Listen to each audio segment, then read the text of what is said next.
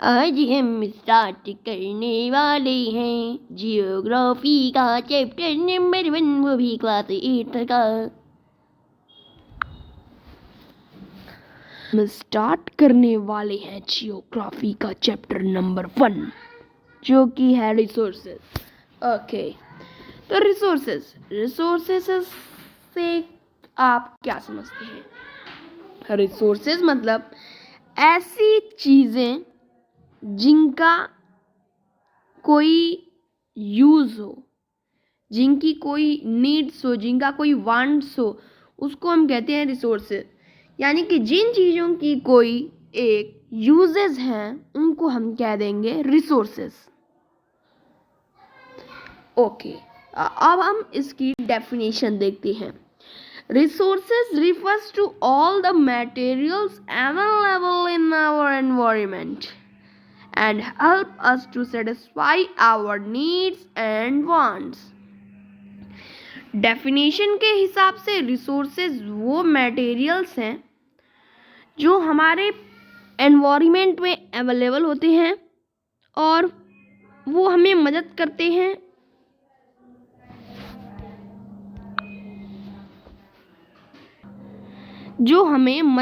हैं अपनी नीड्स और वांट्स को पूरा करने में। नीड्स मतलब चाहत, यानी कि हम अपने रिसोर्सेज ऐसी चीज़ होती हैं जिनसे हम अपनी ज़रूरतों को पूरा करते हैं। ऐसी चीज़ें जिनसे हम अपनी ज़रूरतों को पूरा कर सकें वो है रिसोर्सेज। जैसे कि वाटर है भी हमारे लिए एक रिसोर्स है, क्योंकि हम उससे अपनी ज़रूरतें पूरी कर रहे हैं।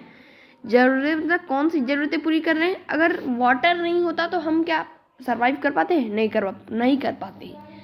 तो इसीलिए ऐसी चीज़ें जिनसे हम अपनी ज़रूरतें पूरी कर सकें उन्हें कहते हैं रिसोर्सेज। अब चलिए रिसोर्सेज के टाइप्स की तरफ बढ़ते हैं।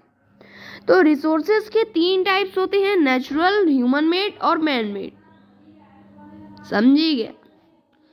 तो first of all we discuss about natural resources. मतलब तो समझ में आया ही होगा, प्राकृतिक रिसोर्सेज। जो चीजें प्राकृतिक होती हैं वो होती हैं प्राकृतिक रिसोर्सेज। समझे क्या?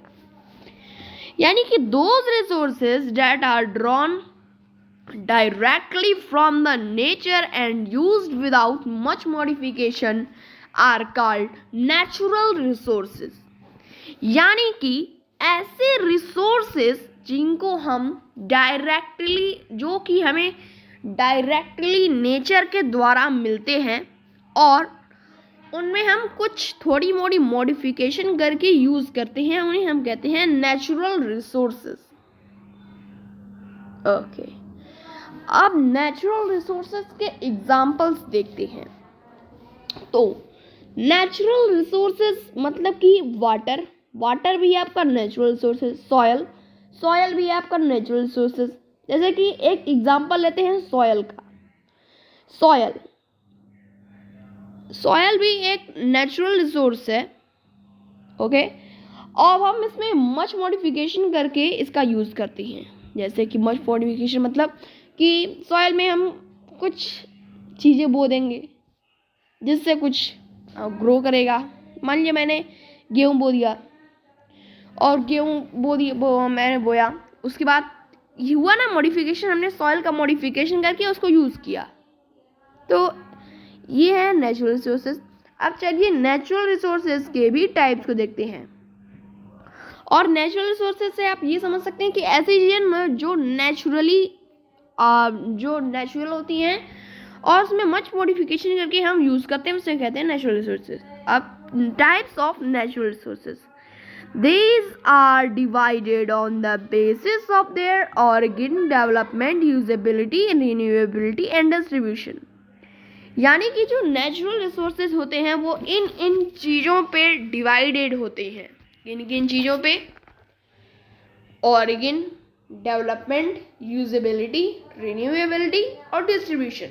इन चीज़ों पे नेचुरल रिसोर्सेज डिवाइडेड होते हैं। तो फर्स्ट है हमारा division of natural resources on the basis of origin. यानी कि ऑर्गन के आधार पर नेचुरल रिसोर्सेज का डिवीज़न।